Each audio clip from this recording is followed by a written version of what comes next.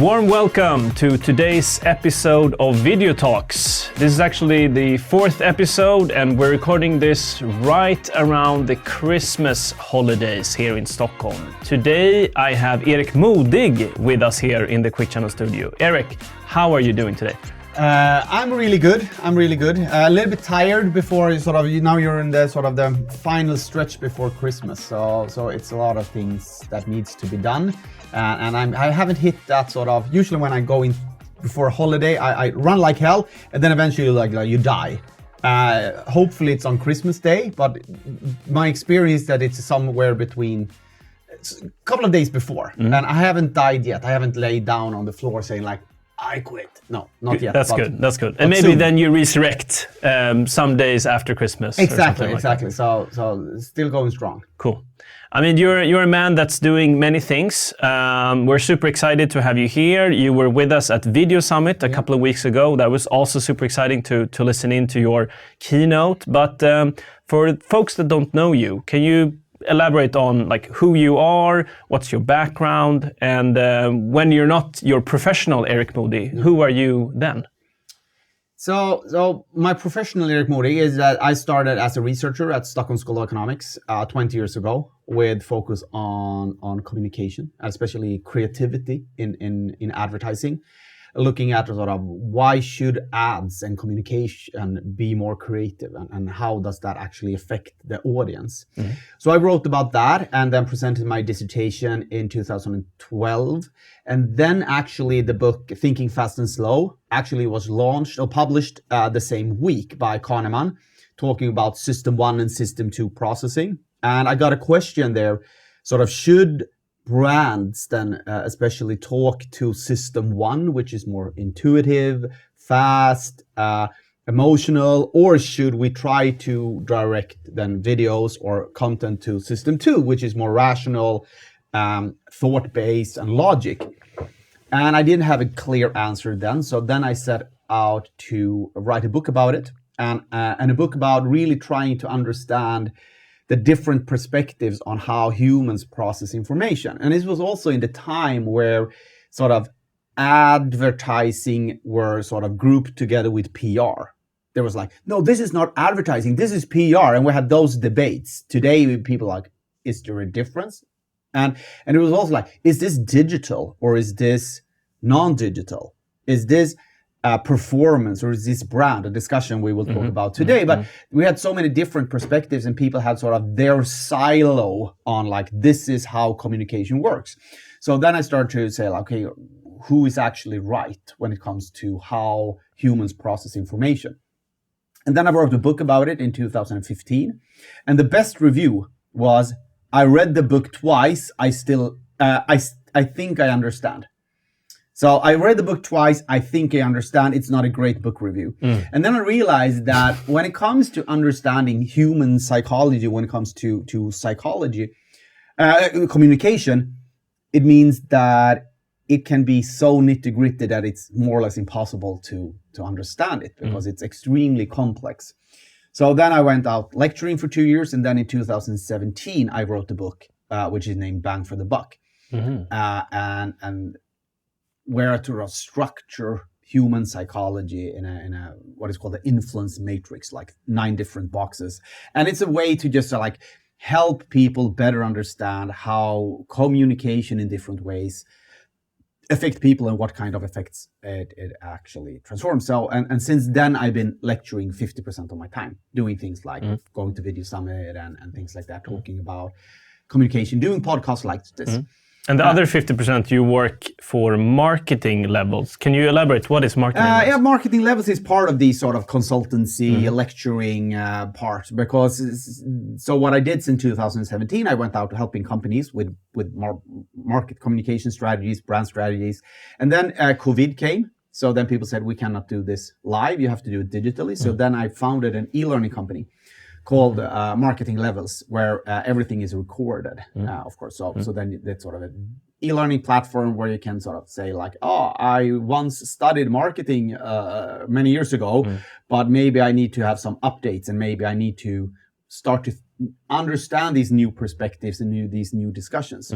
That's what Marketing Levels Is it B2B marketing or B2C marketing or both? It's both. Okay. I would say 50-50. And it's also small companies. We have working with incubators, but it's also gigantic companies with 50 people in the marketing department doing different things. So I do that. And then I also still do research. So which we'll also talk about today. So the last 5 years, my biggest research projects at Stockholm School of Economics is digital attention. So how long do we actually look at digital ads and what does mean for our communication? And I still teach at Stockholm School of Economics and in different schools about sort of market communication and things like that. Awesome. And when you're not doing all these things, like who are you on your spare time? It's a lot about basketball with my two sons. I think I'm this typical person that has sort of career and family. My friends, they don't see me that much, actually. You have to pick, right? Yeah, you had to pick. I usually say that you can pick sort of, usually they say like family, career, health, or friends. And you can only pick two. Or some people say pick three, some people pick one. But I'm definitely sort of career because I love what I do. Even though as I said, when I wrote my book, it's usually when my wife said, "Oh, I've been away with my friends. Now you got 5 days on your own. Go out with your friends or go on a trip with your friends." And I was like, "Yeah, I sit in the cabin writing a book." So I'm really sort of this workaholic type of person. But I definitely spend a lot of time with my wife. We work a lot together and with my kids. So I'm the basketball trainer for both my kids. So it's a lot of basketball. Cool. I also come from a basketball family, which we've talked about previously. But so now we're going to change subject here. Talk about basketball. Yeah, exactly. Yeah. This is all about the NBA. Yeah. Do you think John is going to remove team now? No, the transition here is obviously going to be with video. Yeah.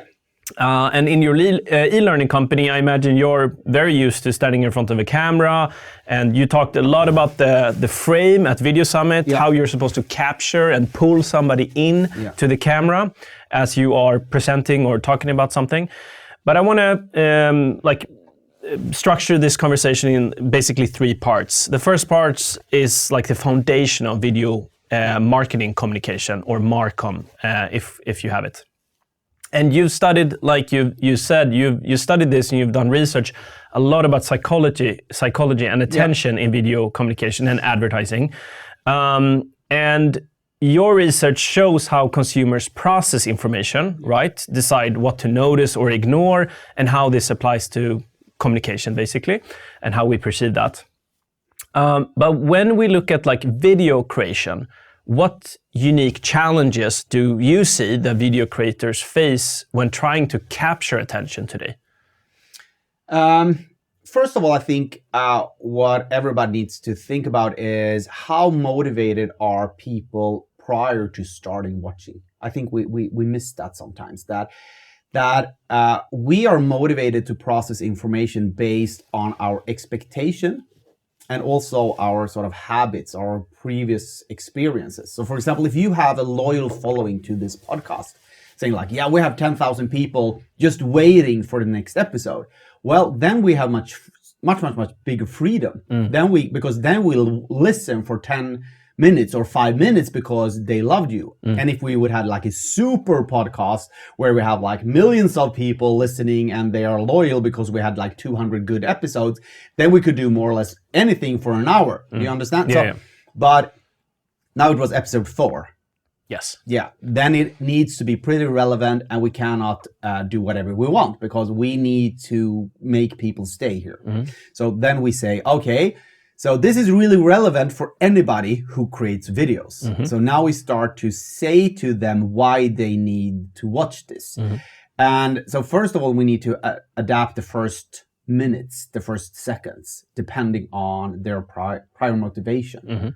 So that's the first thing. Is that the same as a hook?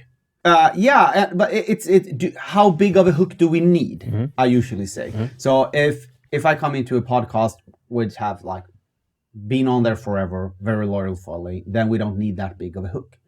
But if it's for some example, if you go to an event or a fair and you're going to stand on an open stage talking to a bunch of people, then you need a really, really great hook, and you need a hook every 30 seconds more or less, because you need to get their attention again and again and again and again. So they're not walking away to some booth over there, or exactly. So we need to understand how big of a hook do we need, and how many hooks, and how often do we need them. That's really important, and that is usually we need to consider the channel and the context that we are, and also your and my brand, given that sort of. So that's one really important thing.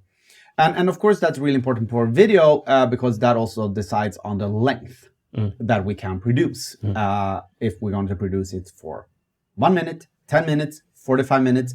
Because, for example, if we have they expect to watch 45 minutes, then it's okay to watch 45 minutes. But if I say, I'm a little bit interested in this, but it's 45 minutes. No, I don't.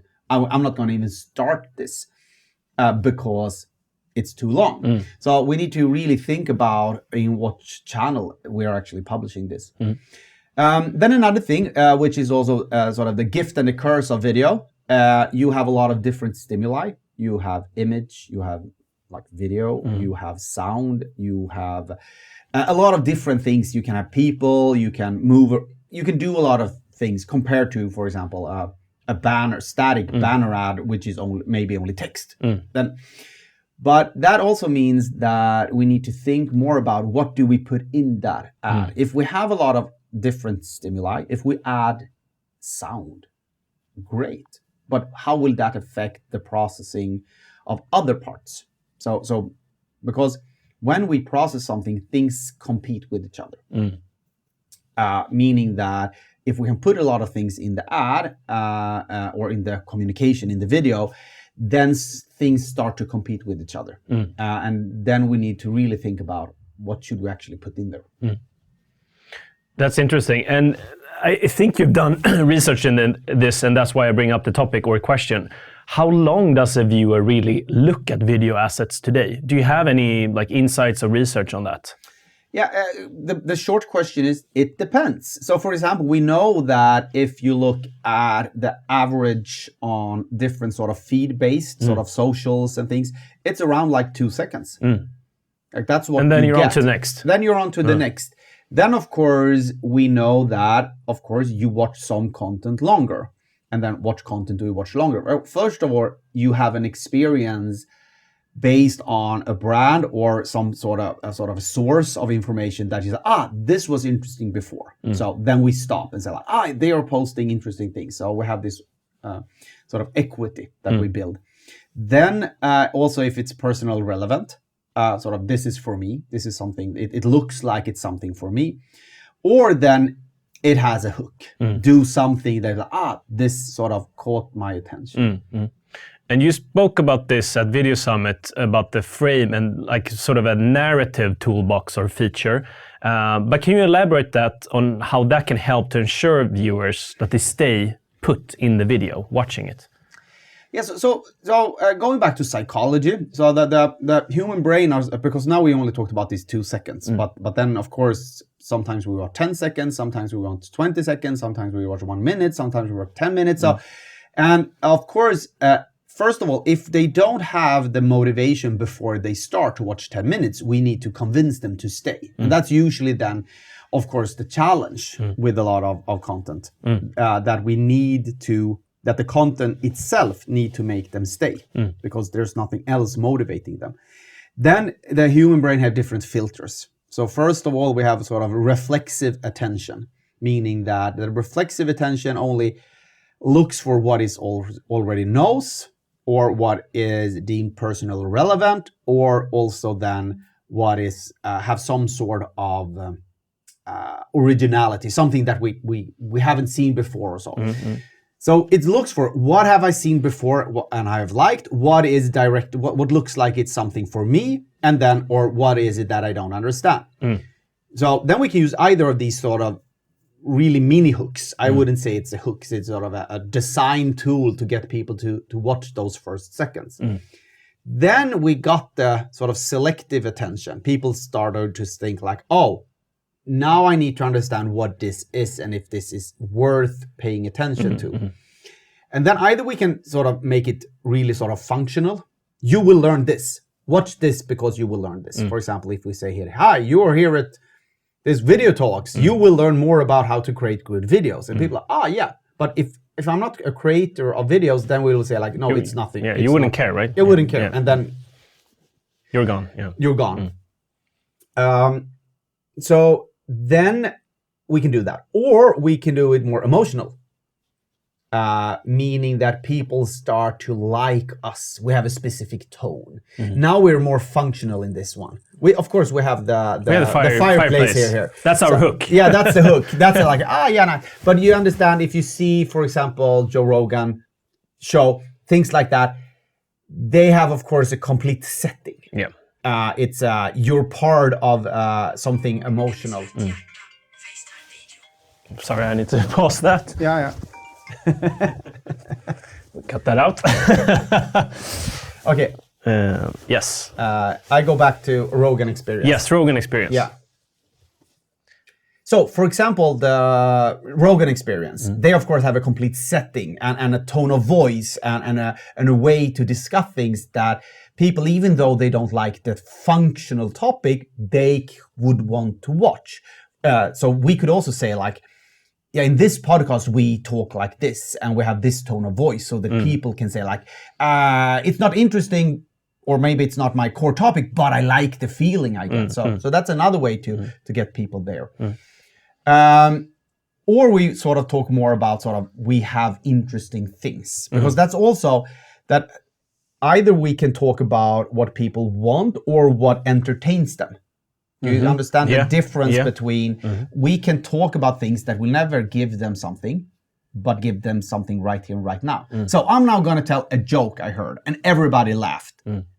It's not going to give them any long-term functional or emotional value, but it's nice to listen to right here, right now. And that's always the balance when you produce content.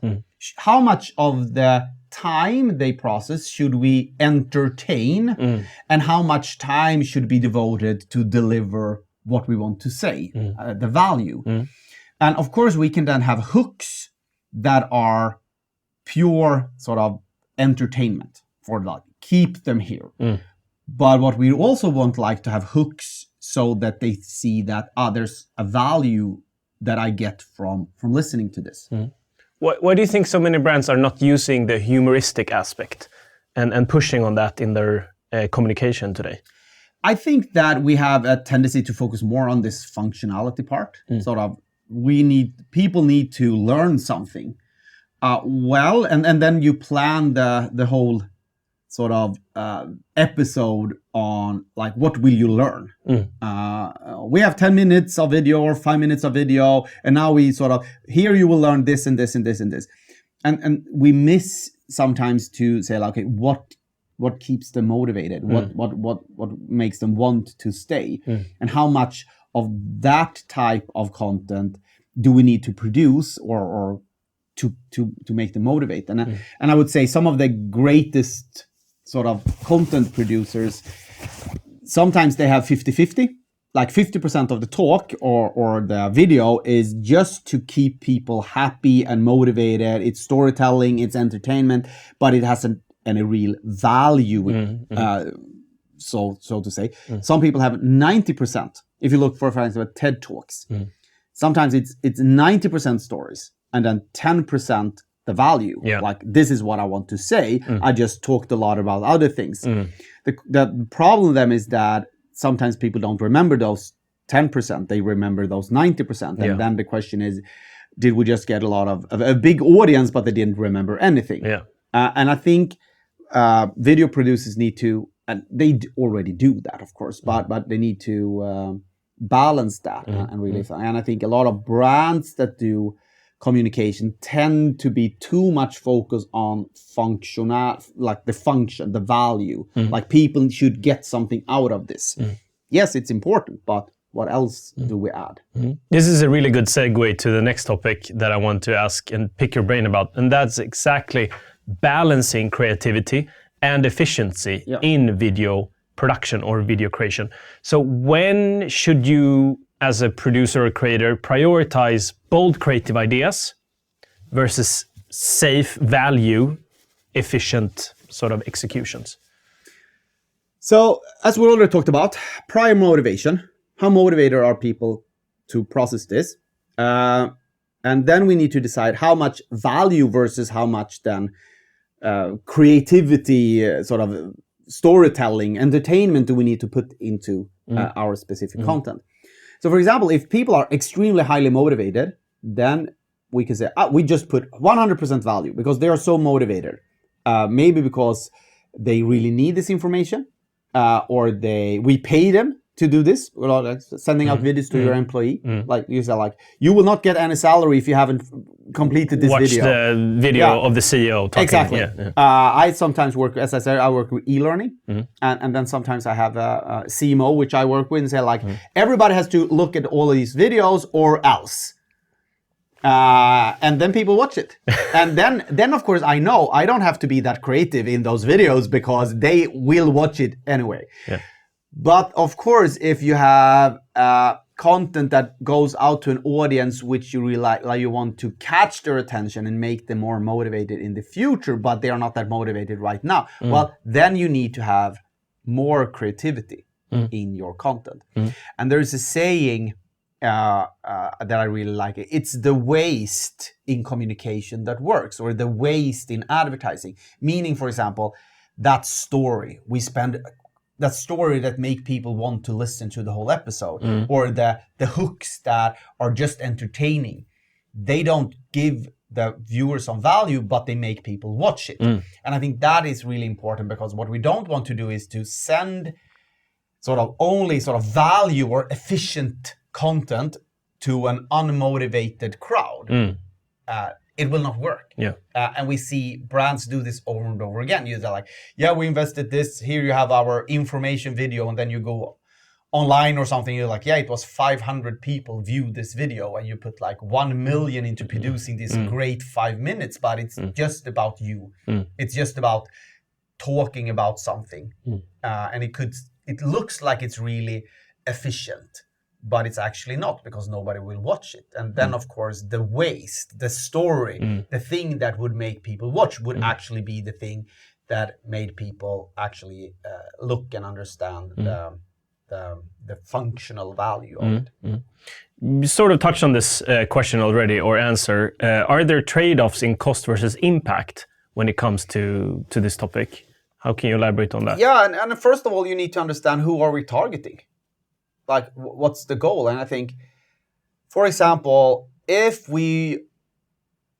how big of an audience do we want to reach, and how motivated are they? The hardest thing is, of course, like we want to reach a huge audience and they are not interested in this at all.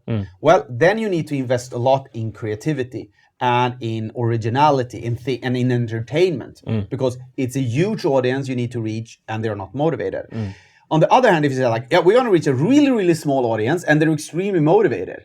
Well, good. It's going to be really cost efficient to produce, because you will not have to do a lot of other things because they will watch.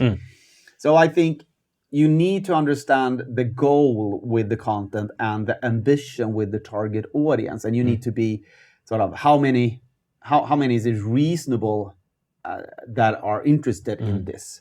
For example, if I do a webinar on LinkedIn, if I want a lot of people to watch it, then I could pick one specific topic. And then I would say, like, reaching 1,000 people would be easy because it's a broad topic and it's really about sort of interesting stuff. So like, how will AI impact creativity in marketing? Boom, 1,000.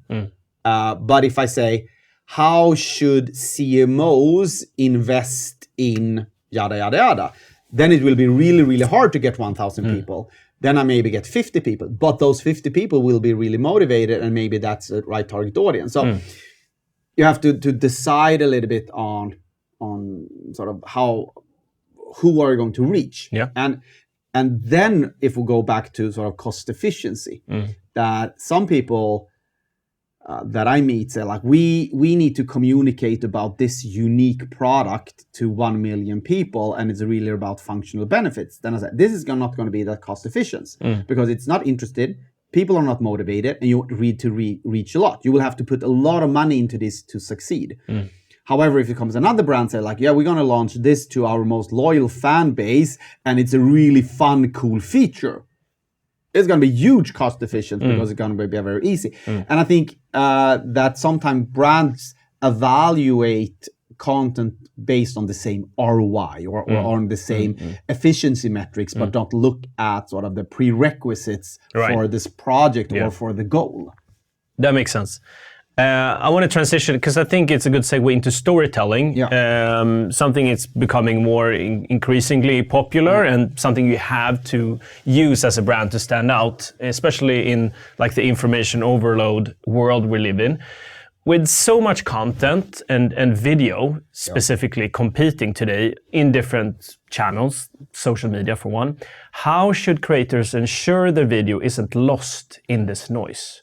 Do you have like a go-to model or that you sort of recommend your customers and people that you talk to? So I talk a lot about strategy then and time horizon, because either you can say, we're going to win with each episode.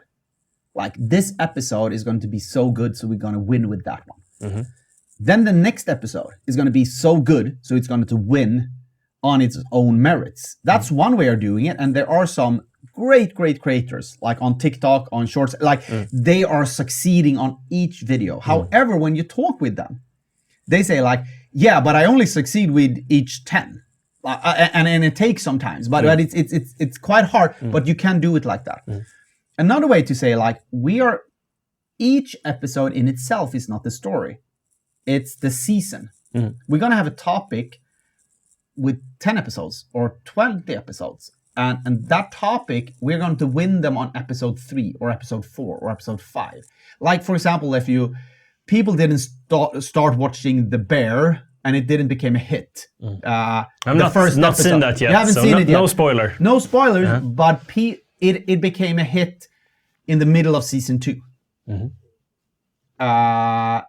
And I think that's important to see that it sometimes you need to think of a season, meaning that the first episode it's connected to the story of the whole season, but it cannot sort of build a huge reach, cut through everything on its own. Because it's not that great, that specific episode. But if we then do it 20 times, or 10 times, or 50 times, or 60 times, then eventually they will start to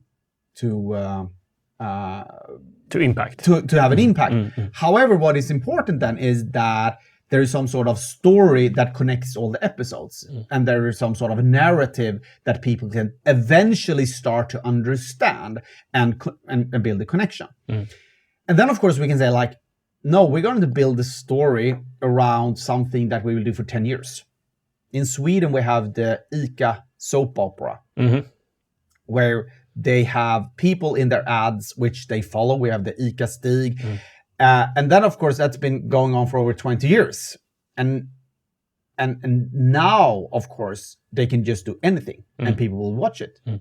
I think some brands really need to think about time horizon with their content. Like saying like, we're going to be thought leaders and we're going to do this and this. And then they do one episode and they're like, yeah, but like this will take 3 years until you... And I guess this is the challenge for the marketing team or department to get the buy-in from the rest of the organization.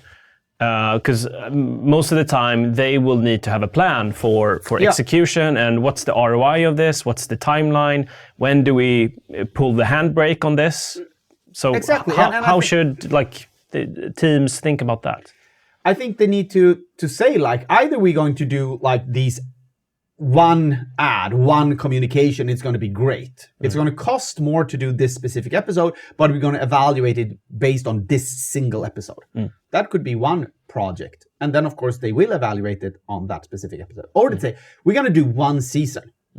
Then we cannot evaluate each episode. Then we need to evaluate how long have we come after. Like aggregated over time. Aggregated over time. Or we say, this is a strategic project we're going to do for 3 or 4 years. And we will, of course, see how it will develop. But becoming more strategically and also be honest with people. Like this is how it will work. But and this is how it will look. And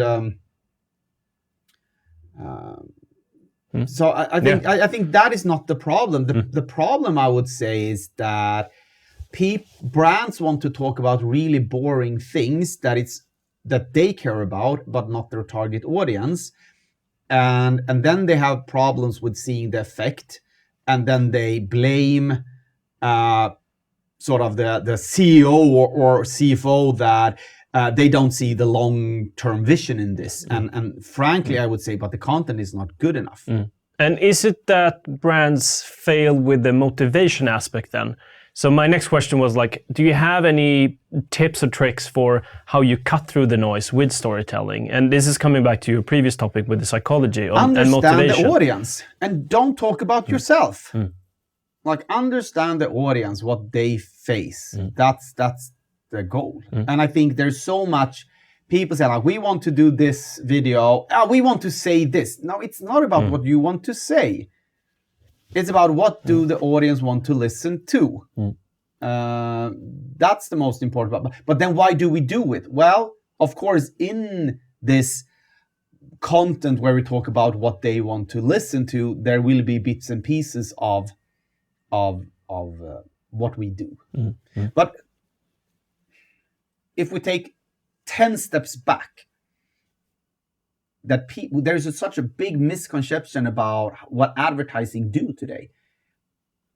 People think that advertising sells products, but advertising doesn't sell products. It's all about being memorable, right? It's being memorable, and that people have sort of a think about you eventually in the future when they enter your category, and then they start to consider you, and maybe they think of you like, that's a nice brand. Maybe that's the goal. And I think, and if you have that mindset, you really need to be long term, right? Yeah, you need to be long term. That's again going back to it's the waste in advertising that works. It's sort of being a nice, high quality brand over a long period of time, in not talking about buy this. But today there's so many marketers that say, oh, nice, we could calculate ROI and we can be accountable. No, you cannot be accountable, because that's not what you do.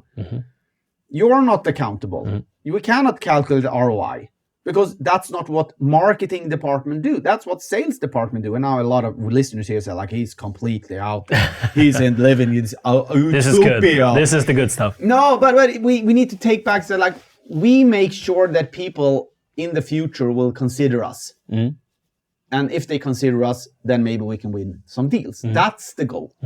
Not that this specific content will sell. And we need to convince anybody giving us the money, usually then the CEO or CFO, that that's the goal of marketing, instead of trying to say, like, this content will lead to this amount of leads. We don't know that. That's interesting. So, what do you see in the brands that you work with, or brands overall in the industry, that succeed with video storytelling from your perspective? And what are they doing specifically that you see is working? Longer time horizon, doing things over and over and over again. I think, as we said, ICA, but it's sort of obvious to mention them. And ICA is like a grocery store brand, yeah, right? so a grocery store that has made sort of a soap opera where they have episodes that people watch. On national television. Yeah, national television, and of course now it's online, but they've had the same strategy for 20 years, and it's quite funny, and they talk about their products in a funny way, and they do it. So I think that's really good. And we also have the insurance company If in Sweden that changed their strategy, and they say it's like, if if helps a lot, sort of blah blah blah helps little, if helps a lot. So the name of the company is If. So and that is I didn't like that strategy to start with, because it's quite a silly ad, like blah blah blah, quick channel helps little, but if helps a lot. That they could do, and then but now they continued for I don't know how many years, and now I said it's a brilliant strategy. Because they are, and I think, I haven't talked with them, but I think they hate this. What do they hate? That they are repeating themselves over and over and over and over until they're going to puke on this. And now they need to continue 10 more years. But they have the potential to be great because they continue. And I think that's what we see today, that the brands that continue over and over and over again on the same topic, but with small changes, instead of saying like, now we're going to do something completely else. No, it doesn't help that much. Do things really What do you think about, do you know Jaguar, the rebranding of Jaguar? Yeah. Because they did an entirely different strategy, right? Yeah, and the problem with Jaguar was that they changed category. So going from their traditional buyers, traditional car to more electric car. In one way, they changed a little bit target audience, and then they also changed the identity, the sort of the look and feel, and then they changed the ads. So they changed a lot of things at the same time, and that was too much. I think it's sort of people like, oh, what is this? We don't even understand. I think if they had said that we're going to change one of these things, like we're going to update the look of our cars or the look of our brand, but we're still not electric and we're still the same target audience, then people would buy it. Or they say like, we're going to look the same, but now we're electric. Then people, yeah, we understand this. Or we're going to look the same, we're going to be the same, but now we're going to reach another target audience. So the ads will look in a different way. People would understand that. But they changed too much. And people didn't they didn't understand what is actually changing and how will this be relevant. And then people start to talk about these different things. So they got a lot of PR attention off of this. So maybe that was good for them anyway. I don't know, but I haven't followed up on that one. No. So, and again, if they would have continued, maybe. Like, this is continued. So we have to understand that the great communication, it takes some time. So that, because it needs to reach a critical mass so that they start to talk about it together. And we need to have a long-term vision, I would say. I say go back to that again and again, especially today in the sort of short term. And then people, but how do we know it works? I get that question a lot from brands. How do we know that this works? So first of all, we have done 3 types of communication. Communication that everybody knows is bad, but due to internal politics, we still produce it and we still publish it. But what is that type of examples? I mean, bad communication. Bad ads. You had this instruction video. And I was like, yeah, the first 2 minutes, your CEO talks about the vision of your company, and you're going to send this to your why? Why is it 2 minute sort of a vision statement from your CEO? Yeah, we know it shouldn't be in there, but and then I was like, so it's bad, yeah. But due to internal, we couldn't cut away. He was so happy with the recordings, so we couldn't cut it down to less than 2 minutes. Okay. And I was like, so now it's bad, but you publish it due to internal conflicts. Yes, but how can we measure if it's good or bad? No, you already know it's bad, but you published it. So the problem is not to measure if it's good or bad. The problem is that you have internal conflicts and now you publish bad things. Yeah. And that happens so many when they come in and ask me about how should we measure the effect. And they're like, let's look at the ad. They're like, but no. We're not going to look at the ad. We're going to measure. How do we measure if it's good or bad? And so let's look at the ad.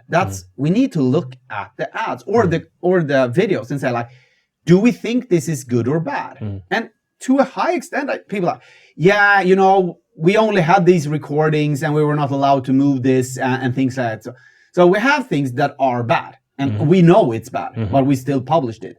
Then we need to understand, however we measure this, it will not solve the problem that we are publishing bad things. We know that people watch 2 to 3 seconds on social media. And now we know that the advertising agency said that the logo should be only visible the last 5 seconds in our 15-second video. How should we measure if this is good or bad? we know that people watch 2, 3, or 4 or 5 seconds, and your logo is not visible during the first 5 seconds. It doesn't matter how you measure this. You have published something that is bad. So the fundamentals are The wrong from the fundamentals beginning. are bad. And I meet this so many times that they start to talk about measurement. How do we calculate ROI? It's bad, and you know it. Just stop doing bad things. And is the constraint time and resources why they can't recreate the material? Yeah, or internal politics and things like that. But then you have to take care of that and start there. And of course, it's harder because then you have to deal with people. Sometimes people want to solve things with measuring things because we can measure this. Well, but it's still bad. Then we have things that are obvious good. You watch the content, you're like, yes, this is good. How do we know? We know more or less. Like we get a feeling or something. We got a feeling and things like, how do we prove that the ICA soap is good? It's good. We know. Just watch an episode and then you They've ask been doing them. it for 10 They've been 20 doing it, years. But if you watch it and you're like, what's the next one? Please, can you see the next one? You know it's good. Then you also don't have to measure that much. Then, of course, we have the things in the middle that are a little bit tricky. And then, is it good or bad? Well, we need to really say, what's the goal with that type of content? But my experience is that too much, people think that a lot of content's in the middle, but it's actually either good or bad, and they know it. So when I come to companies, they show me things and I said, like, could you group this? What of this is really not good and what is really good and what is that which is in the middle? And sometimes there's only like 20% that is in the middle. 40% is bad, 40% they know is good. Interesting. And this this brings me to the new topic, or another topic, is segue into formats and editing approaches. So I think that, we both work in B2B, but when you're a researcher, you don't have your B2B hat. But I see that B2C is like miles ahead of us in terms of creativity and experimentation on, especially like with short format type of video and clips, and to capture that attention, right? But what are some things that like B2B? First of all, why do you think that is? Why is like B2B ads and communication so boring today compared to B2C? And what are some like new formats that you see that B2B perhaps should be adopting more that maybe B2C is doing already? I think one reason is that B2C brands have easier accepting that their customers don't care about them. Because frankly, customers do not care about who they're purchasing from. Like, I don't care who I'm purchasing from, either if it's B2B or B2C. I don't care. There's the vast majority of brands that I purchase from, I don't care. Of course, 5 to 10% of the brands, maybe I do care, but the majority of purchases, I don't. So you just have a basic need that you need to fulfill. Yeah, and it could be this brand or it could be that brand, but I don't care. And in B2C, it's quite obvious. Like, I don't care if I buy this toothpaste or that toothpaste or this, things like that, or if that. But in B2B, a lot of brands have closer connections with their existing customers, so they think that they care. But actually, when it comes down to they don't care. They just picked you, and then now they're stuck with you. And it maybe look like love or so, but they don't care. So it's just a charade. Yeah, it's just a charade. Like if I call my bank, and my bank like, yeah, we have a relationship. Erik has been loyal to us for 15 years. He's a loyal customer. I would say like, no, I'm not. It's just that You're less worse than the other bank over there. No, I don't care. Let's just move along. And if I would change back, I wouldn't notice, actually. And so people do not care that much. That's an important thing. All right, so let's transition into part 2 of this conversation that I have lined up for today. I want to talk about the effect of video marketing communication. And you've commented and talked about the death of the marketing funnel, the fallacy of the classic marketing funnel, and what this means for video content. So can you first elaborate on what do you mean by the death of marketing funnel? So right now we talk about the death of the middle of the marketing funnel, the middle part where we sort of have this knowledge part. We build and create a lot of things to educate our customers. But customers don't want to be educated. They either want to realize who we are, what we do, and then when they're in market, they want to know how to purchase and what the price is, and there's a lot of practicalities. But this sort of education, talking about our products, talking about our values, talking about sustainability, talking about leadership, talking about vision, talking about product features, talking about blah, blah, blah, blah, blah, blah. No, it doesn't exist. And it has never existed. We sort of created that based on this sort of content marketing, a purpose marketing, sustainability marketing that we wanted to be part of, because marketing wanted to have a meaning. So I'm a little bit of this skeptical person. So we created a lot of content that nobody watched, and we created a lot of communication that nobody cared about. And we need to stop doing that. We need to do things instead of doing 10 episodes that nobody wants to watch, which is sort of, but it educates them. Let's talk about, in one video we talk about our product, then we talk about our sustainability, then we talk about vision, then we talk about it. Instead of do one video that is half the time, but it's so good. Punchy. So punchy that everybody wants to watch it. Actually, going back to Peter Jackson when he did Lord of the Rings. And they said he got a budget to sell this project to the head of the studio. And they said, like, we want a 10-minute, I think it was 10 minutes, or a couple of minutes of video, and you get this much money. And if you look at the interview with him, he said, like, I realized that I couldn't produce these 5 or 10 minutes with this budget, but I could produce 30 seconds or 40 seconds that were really, really, really, really great. So then he produced the scene where they fought this the troll in the caves. Yeah. So they produced that really, really, really great. So he said, like, yeah, you got me money for producing 5 minutes. I produced 40 seconds, but here it is. And then they said, here's the budget. Yeah. Take my money. Take the money. This is going to be great. And I think that a lot of brands needs to realize that if we talk about efficiency, sometimes it's much better to do something really, really, really great.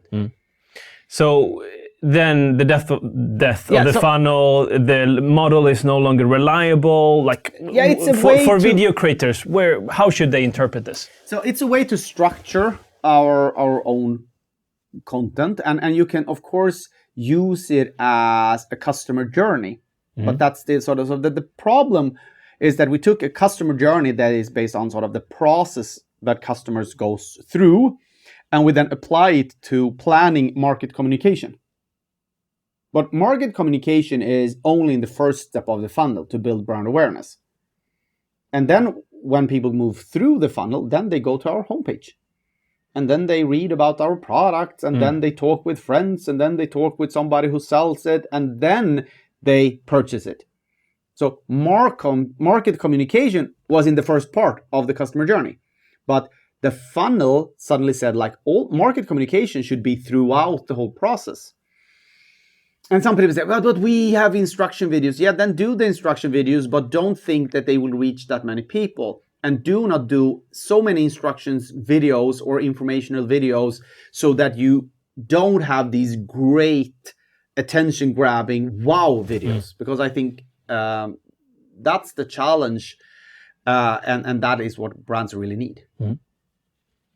And this is probably also tied then to playing the long-term game, right? But one question will pop up, like, what metrics matter then for video creators? How are they, and we talked about this earlier, how are they supposed to know if something is good or bad or working, or is a failure?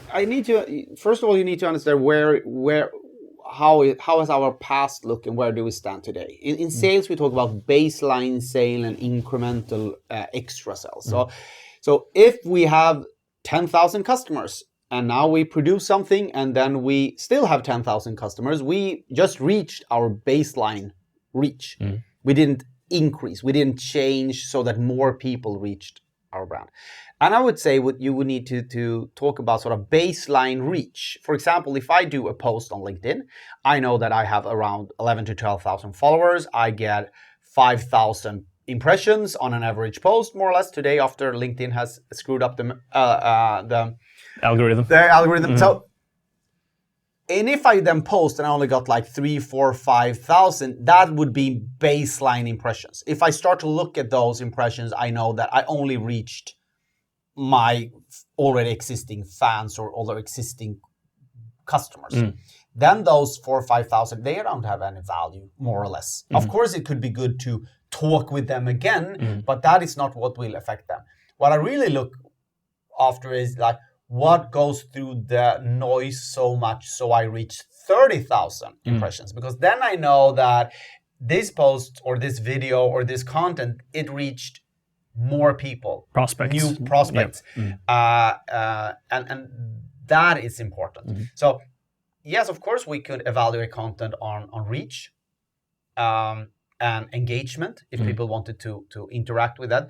The risk is, of course, if it's a huge brand, it will only be baseline reach. And especially this engagement is really crap, I would say. Sorry, but for example, if I have a post and I say, no, I only reached 3,000 people, but I got 100 comments. And then it's like, good, 100 comments is really, really good. No, if we look at the comments, it's only my fans. Those 100 comments didn't have any value to me because there's only existing customers. Going back to what I talked about the webinar, if I reach 1,000 people or 50 people, but I also need to understand what's the quality of that and do I reach new people? And maybe the goal, if you want to reach existing customers, that's great. Hey, 100 folks of your existing customers are saying, if we love this, Erik. Yeah. If that's the goal, and then so it's not which metric. Well, it depends on the goal, of course. But there's a lot of these sort of vanity metrics. Like we use them and we use the level of them, but we reach them by with our existing customer or our existing fans. And if you're an agency, of course, you want to be able to say like, yeah, we did a good job. We got 5,000 impressions. Then I would say, as a brand owner, would say, no, 5,000 is just it's baseline for us. You didn't do anything because if I just posted, I would got 5,000. So you need to start to think, look at the baseline, and then to see, does it increase? Like incremental increase, and how does that look over time? So look at the effect the last 6 months, the last year, and if we produced content and we're still reaching the same amount of people, you're bad, or you're investing it wrong, or you're just doing it wrong. And then you cannot look at the exact number. You need to make sure that you're increasing. And this is segueing into the case of ROI when it comes to video communication as a whole. But do you have some other metrics that you talk to brands about when you evaluate like video content beyond maybe reach? Yes, so reach is of course a prerequisite for doing something, and then of course we need to understand, okay, what should it do then? If we have reached these people, either we could say that this was really the goal was to sell something. Then of course we can evaluate it based on sales. But then we also can say like, yeah, we want to teach them something. Did they learn something? Then of course we need to see, did they actually learn something? And then of course we need to do surveys. A lot of questions are like, how should we measure this? Yeah, you need to ask them. Well, we cannot send them questionnaires. Well, you have to ask them if they learned something. And of course you can do that in an annual customer survey or NPS something like survey, that. Or do we want to build sort of an emotional brand value so that they think about us in a different way? And we can also measure that and think about that. So it depends what your goal are. But it's generally more quantifiably hard to measure video impact for let's say sales, right? So how should brands think about how to convince stakeholders and get buy-in to invest in video when ROI is harder to quantify, in your sense?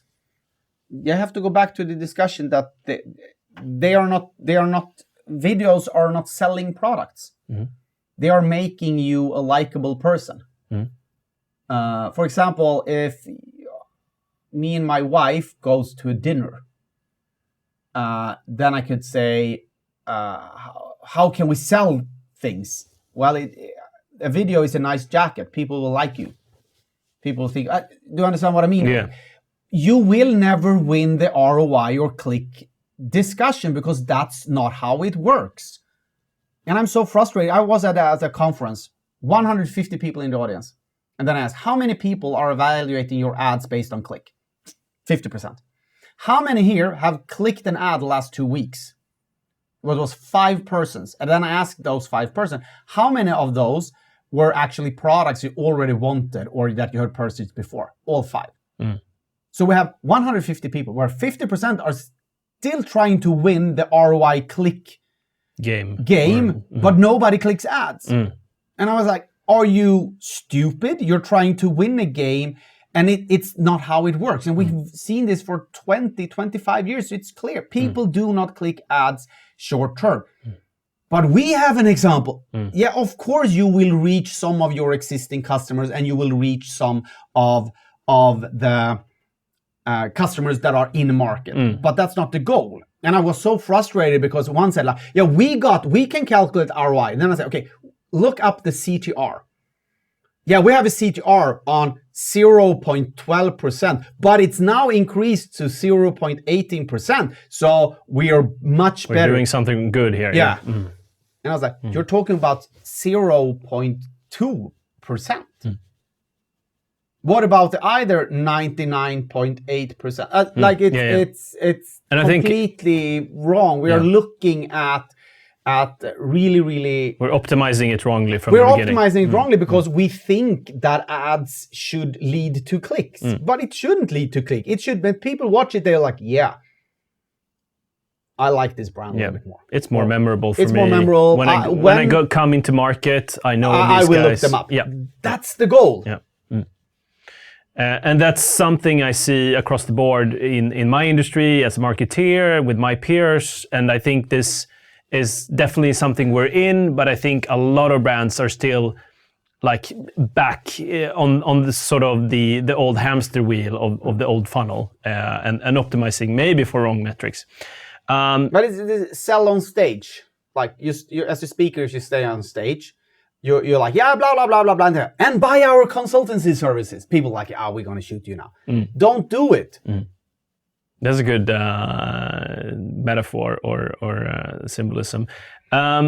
We talked a little bit before we went on air today, building an effective video first culture in organizations. Yeah. But do you think that this is not for every organization? Can you elaborate why video shouldn't be such an important either format? You need to be extremely good at videos, or you need to have humans that love being in videos. Because there are 2 roads, I would say. Either you produce great videos, but you and I know to produce great videos without great people, it's hard and it's expensive. It's because people, it's hard. And it can backfire. Yeah, and it can backfire. Or either you put in people there.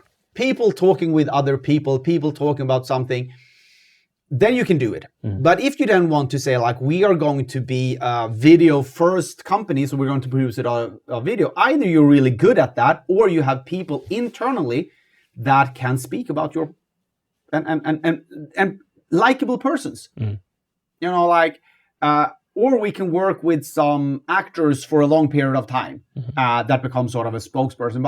But there are so many organizations like, nobody internally will talk about this, and we will not hire a long-term strategy.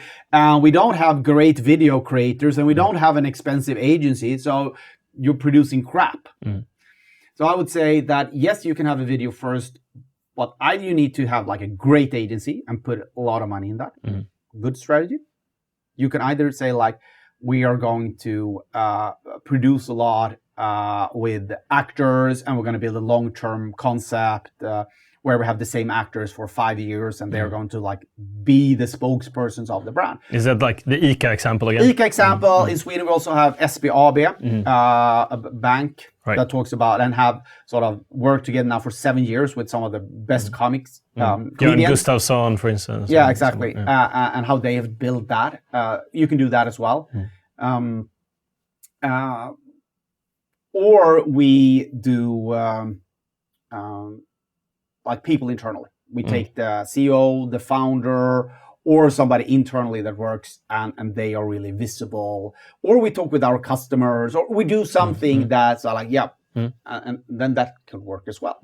But you need to pick one of these 3 strategies, or else I don't think you should be video first.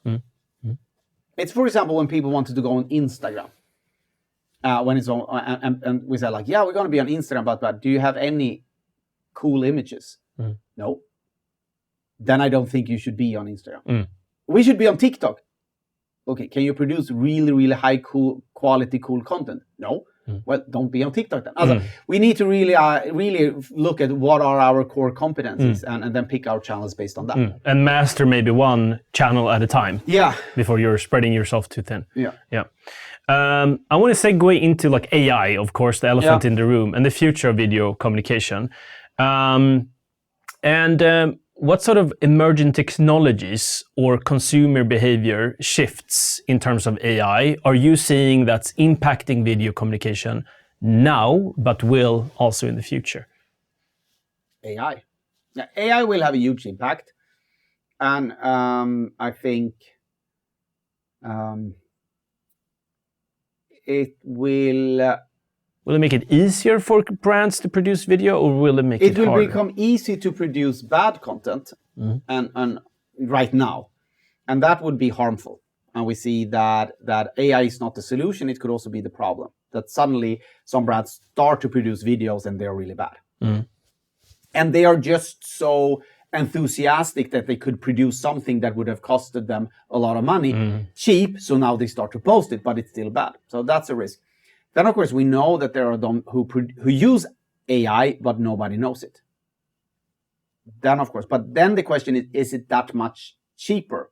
Yeah, in some senses, yes, but in some senses, actually not. In some cases. So I would say that AI will have a huge impact, but it's not really clear how it will impact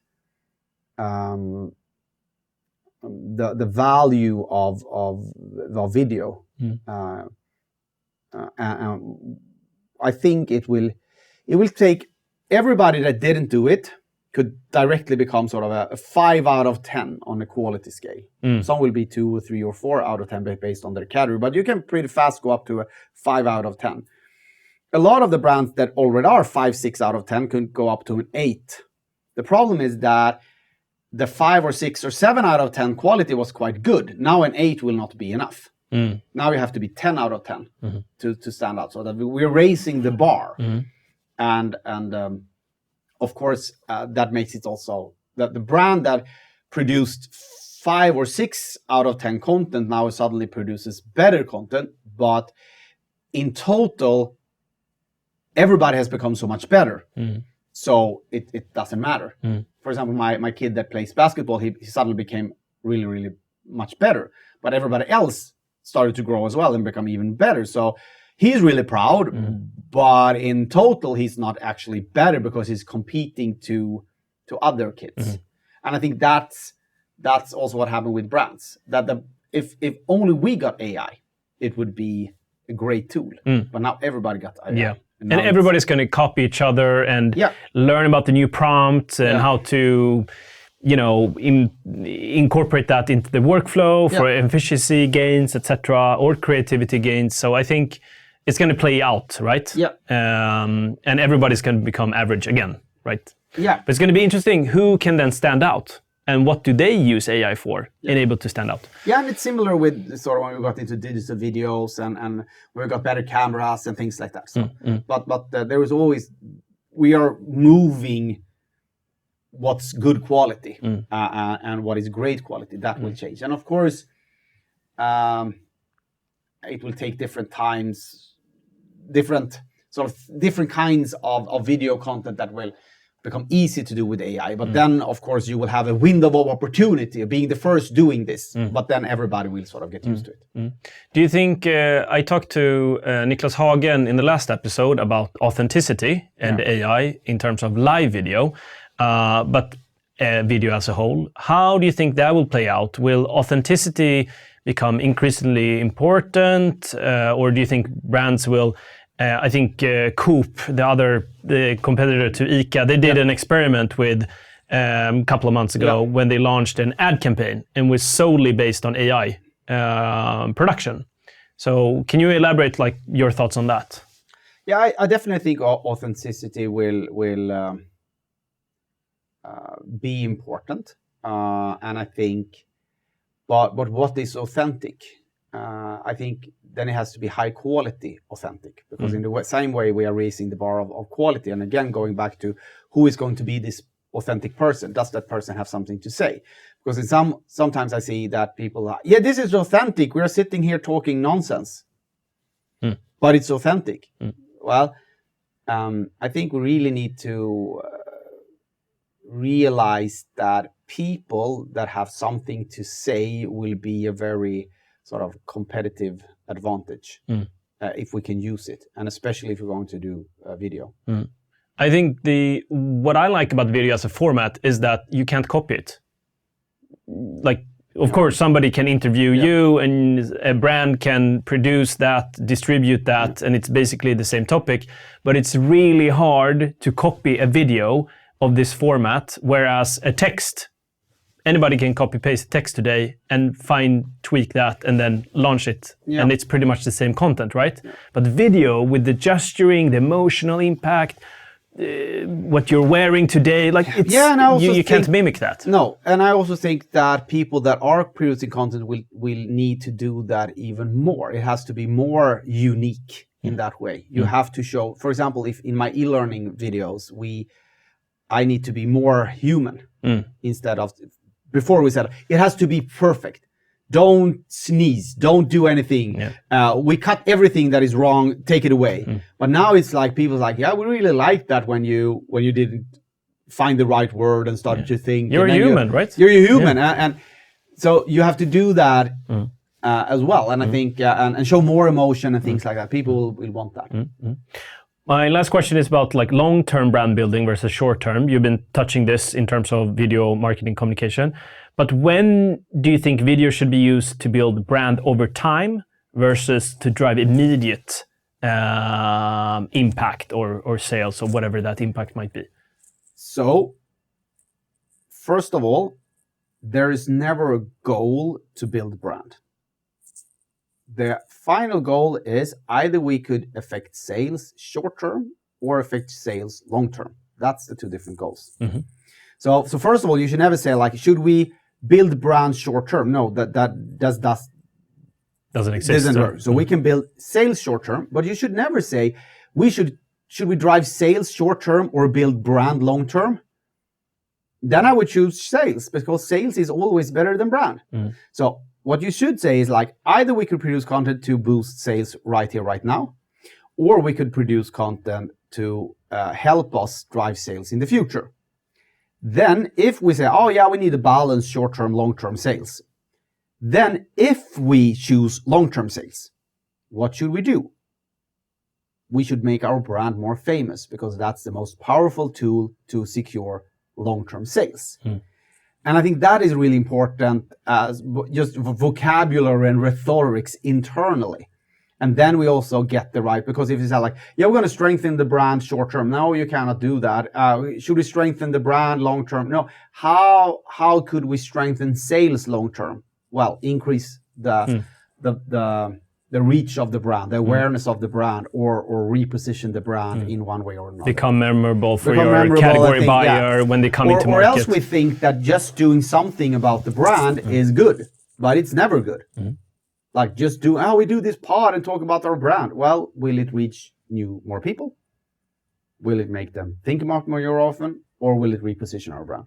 That's the goal, so that the brand will help us sell more in the future. That's. I think I can agree on that statement as a marketeer, especially. Awesome. I think we covered most of the topics that I wanted to pick your brain about. My last question is, who would you see as a future guest on this podcast?